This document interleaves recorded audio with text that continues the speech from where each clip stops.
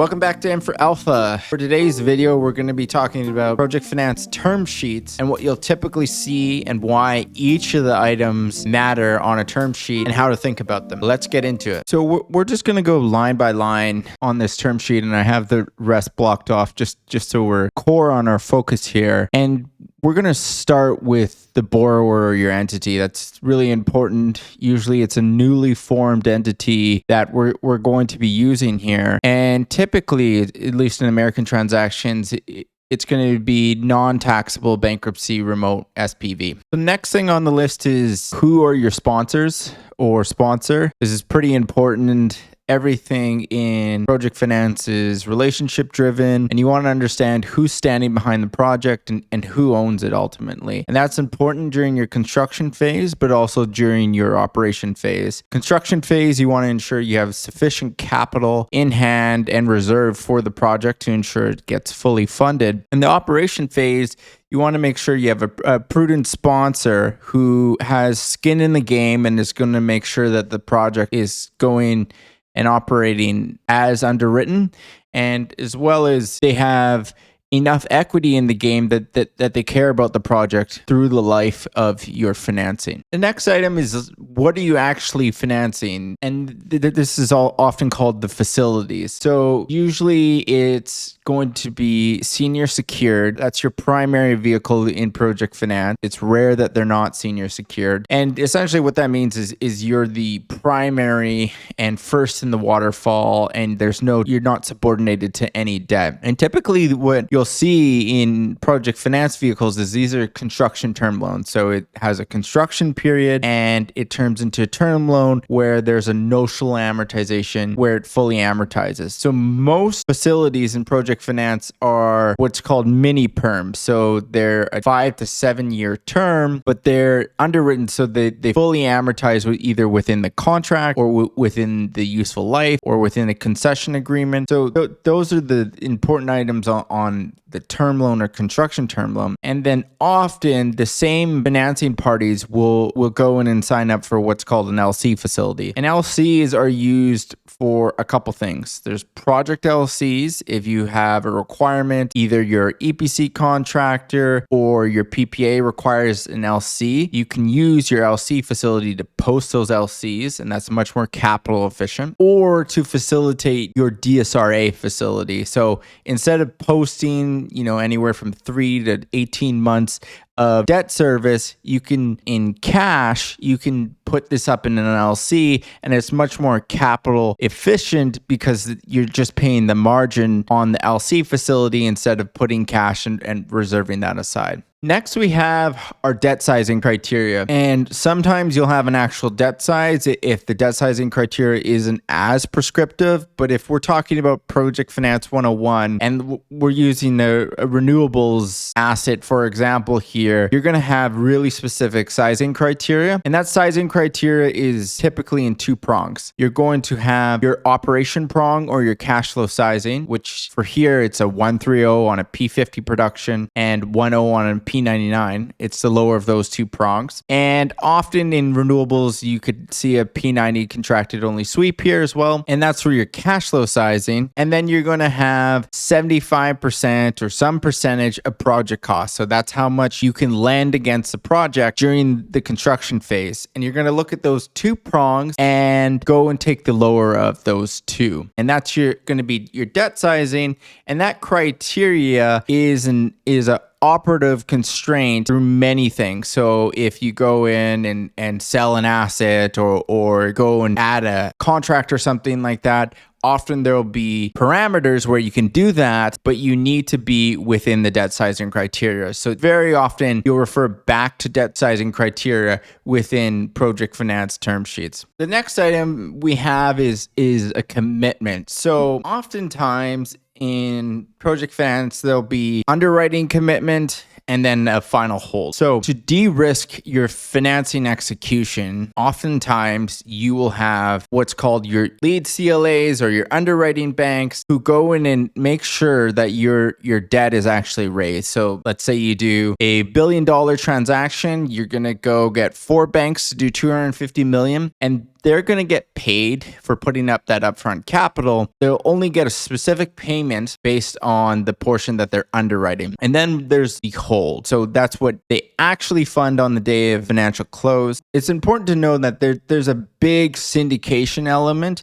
into how you design your term sheet, because it takes time to bring in additional banks, especially more retail banks or banks that don't have the time to do your diligence. So there's a big component in project finance that's actually just underwriting, funding, or getting commitments for transactions, and then going through a syndication process post your close or post your commitment period, where you can do what's called as FID. So you have your 4 banks that are putting up 250 million, and then you have the financing, and then maybe you'll go in and post your LC or have a final board to go and FID your project, but then you'll go through a syndication round to go and get additional bank in your facility. And that's important because you want a large bankability of your financing. You don't want 4 banks just controlling what you do and how you operate your project. So it's important to get your financing committed, but also have a large set of banks that actually go in and finance this project and future projects. Next we have is our tenor. So our tenor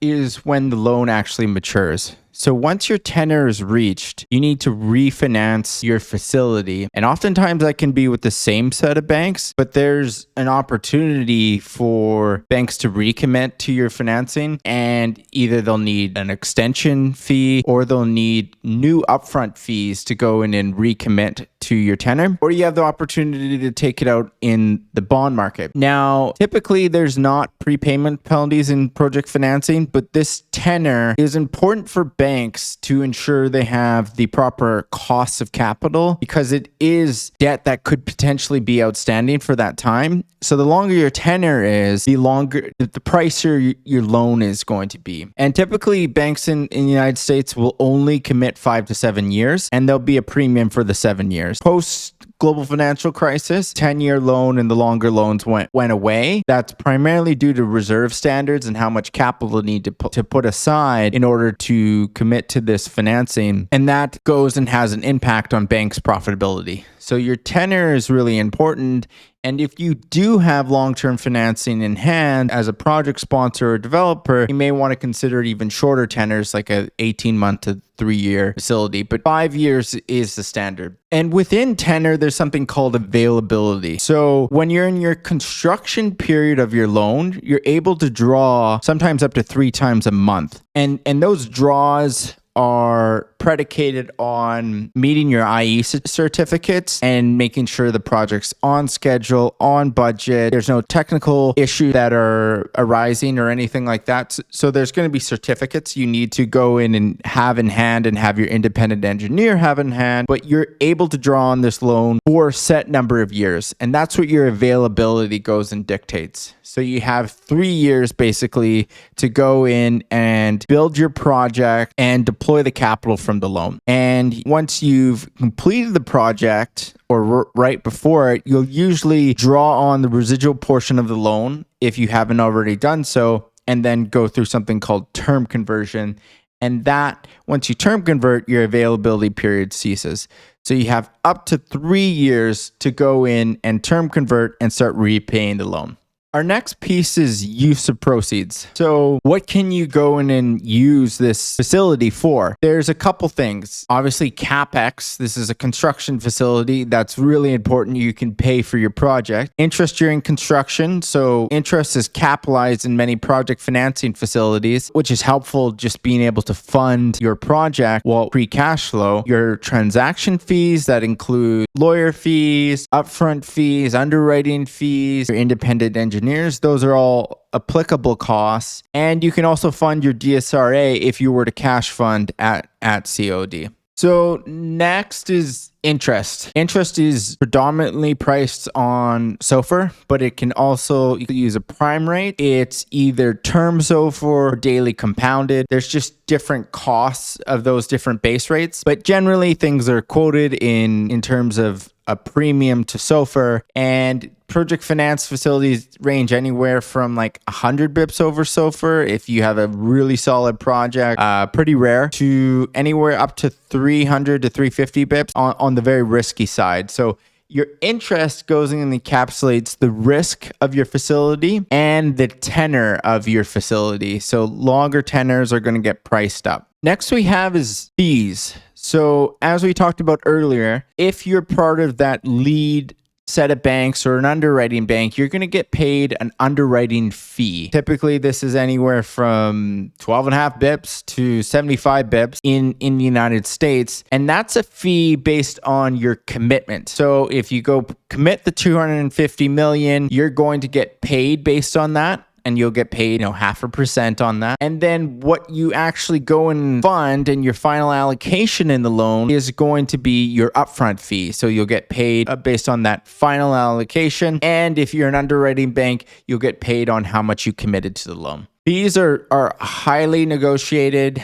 and often the principal factor for returns. If you're talking about normal flow project finance banks, they're going to care about the fees, and that's usually what the biggest dictator of the return is within a bank's return parameters, because that capital is coming up front. It's not interest getting paid 3 years from now. So if you have an underwriting fee or a structuring fee on top of it, that will often help the facility or the loan go in what's called hurdle and meet the return threshold in order for a bank to participate in the financing. There's other fees that are encapsulated in these transactions. Sometimes there's an M&A fee or advisory fee that go and change this calculus. But these are the two prominent fees. This is what most banks care about. Am I getting paid an underwriting fee? Sometimes it's called a structuring fee. And sometimes there'll be an additional fee on top of upfront fees, maybe a structuring fee, or there's all kinds of tertiary roles, but this is the primary capital that gets paid to banks to entice them to commit to your financing.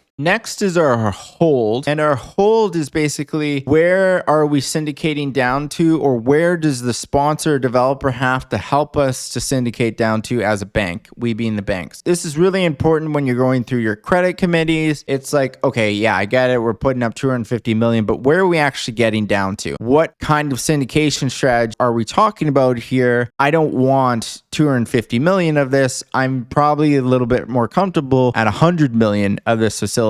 And the reason banks and credit committees care so much about that is you have concentration limits and risk parameters within banking institutions where you need to ensure that you're not overly exposed to a sponsor, an asset, an industry. So a hold is an important risks parameter in project finance that also helps with the syndication. If you're going to tell a bank they got to commit 50% and they're going to be holding 35%, they're like, well, I'm basically one of the primary capital providers here. Like, I'll help commit to the financing, but I don't want to be solely committed to this project. And it's a primary risk mechanic for banks to make sure they're not overly exposed to a single financing. Next, we have our restricted payments or your distribution conditions. That's basically a DSCR that allows you to go in and distribute the cash on hand in your distribution account. So there's a sizing prong that goes in and dictates how much debt you can put on a project. And then as the project reaches operations, there's an ongoing restricted payment test that you need to meet in order to go and distribute the cash on hand. In addition to the restricted payment or distribution test, there's a financial covenant, oftentimes in project financing facilities. And basically, if you don't meet this financial covenant, you have a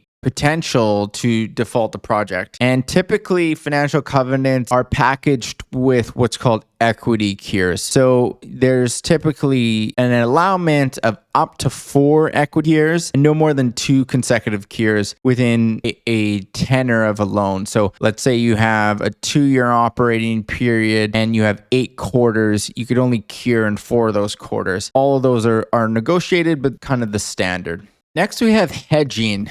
So if your loan is in the same dollar denomination as your revenue, you'll generally not need FX hedging. There's no reason to. But in 99% of transactions, you're going to need interest rate hedging. So these are swaps that you're going to enter into to pay a percentage of interest in a fixed rate. So you're going to go look at your SOFR curve, and it's either over your tenor or your notional amortizing profile, and go in and enter into a swap contract contract that's going to fix that interest rate. So market standard in the United States is a minimum of 75% and a max of 105%. And what hedging does is it, one, reduces interest rate risk during your financing. SOFR moves up and down, and you go in and underwrite to a fixed SOFR assumption during your financing period. But once the project's operational, you have no control over that macro.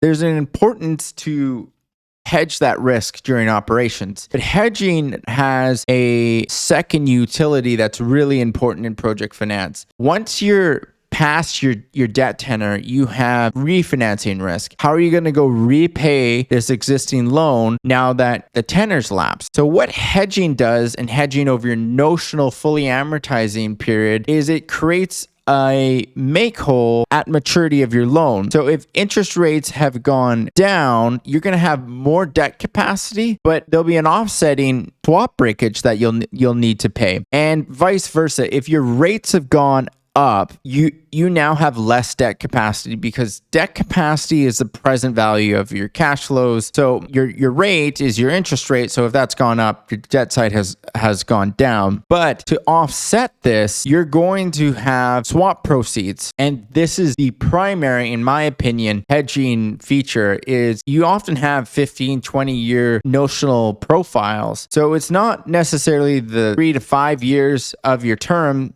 which really matters. It's the residual period of your loan to make sure you can go refinance this and there's enough debt capacity, whether through a reduced interest rate in the market or through your swap proceeds, to go and ensure you can repay the loan. So the next thing we have is reserves. So market standard in project finance is a 6-month DSRA. So that's a debt service reserve account. And that can be facilitated either via cash, LC, which we talked about earlier with the LC facility, or by a guarantee. And that guarantee is only as good as how good the sponsor is. So you can't put a dormant vehicle and a useless guarantee behind it. And then the other reserves that you'll see is often what's called a major maintenance reserve account, or there'll be augmentation reserves, or depending on your asset, there'll be different reserves that are required to ensure you have sufficient capital set aside to go and maintain the asset quality or extend the useful life of the asset. So these reserves are often come up during the diligence process, often opined by the independent engineer to see what the useful life of the asset is, what kind of capital is going to be required to maintain the operating standard of the asset. Those are the two types of reserves you'll see in project finance. Next we have is our security, or what your actual collateral is in your facility. Because you're reliant on an SPV, it's absolutely imperative you have proper security. So often this is a pledge of the shares, all assets, including bank accounts, as well as contract assignments or step-in rights. So if your sponsor goes away or the sponsor goes bankrupt, you have the ability as a lender to go in and step in to the project and operate the asset. So if your PPA doesn't have proper step-in rights, then you have an asset that you could operate, but you don't have the same contract that you underwrote to. The security is imperative, and it's also a big portion of the work that lawyers will do, is ensuring that the security package is absolutely sound. So next we have mandatory prepayments. So there's events that happen in project finance that are going to cause a mandatory prepayment of the loan. And this list isn't exhaustive, but it definitely hits on some of the higher points. Any non-permitted indebtedness, let's say you go and issue TLB, that will cause a mandatory prepayment of the loan up to the proceeds. Net proceeds from asset sales and insurance. So if there's some sort of windstorm and the asset is partially impaired and you get insurance proceeds, first those go to repay the loan. Termination payments under material project documents, liquidated damages, any proceeds from dispositions. And the last thing is, and this is very relationship and negotiable, but if you're not meeting your distribution account restricted payment conditions for maybe 24 months, sometimes it's 12 months, you have to go in and allocate all that capital that would be normally distributed to equity to go and repay the loan. And basically why that's in place is, okay, so you're not meeting this 115 DSCR for set 24 months or 12 months. There's a problem with this asset, and we want to, as lenders, de-risk ourselves and take that capital that's being set aside and repay the loan. So the next thing is our equity commitment. So this is most apparent during construction, but basically you're going to have a commitment from equity that they're going to either set aside capital and have some sort of guarantee in hand, or they'll have LC support or some sort of governing mechanic to go in and make sure they have proper capital to go and fund the residual project costs. So usually it's going to be your inverse of your debt sizing criteria on a project cost basis, so 25% of project cost here, and it's going to be the greater of that amount and the amount necessary to achieve COD. So as part of your draw conditions on your financing, you're often going to have to make sure your equity commitment is sufficient to go and complete the project. If that's not the case, you could have a draw stop. So constantly during construction, you're going to have an IE certify that the project is on schedule and on budget. So if the project's remaining costs are $100 and you only have, $20 on hand, you're not going to be able to fully fund that project, and that's a draw stop. And there'll need to be additional equity commitments procured by the sponsor or equity insertion to go and meet this equity commitment parameter. And the last thing I've laid out in tandem of this equity commitment is how much equity support you need. So very often, it not only the greater of your project costs and the amount necessary to achieve COD, you're also going to have a buffer in place. And that buffer is just to make sure you have ample amounts of capital around. So that's in your guarantee or LC support. That's not like cash you need to fund.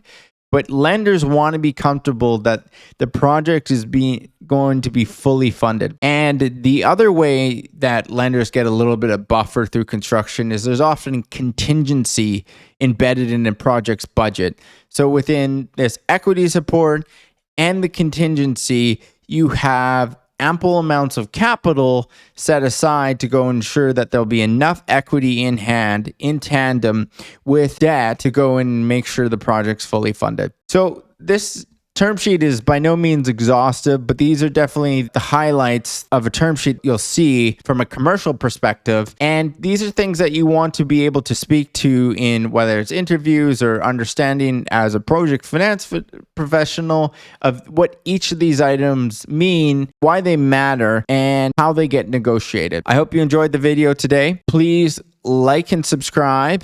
I am enjoying interacting with each and every one of you and welcome your questions and thoughts. And check out this next video that I've linked here to go in and continue your project finance growth and development.